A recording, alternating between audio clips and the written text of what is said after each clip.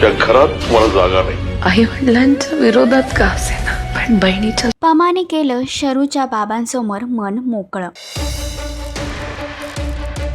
शर्वरी म्हणाली जयला थँक्यू.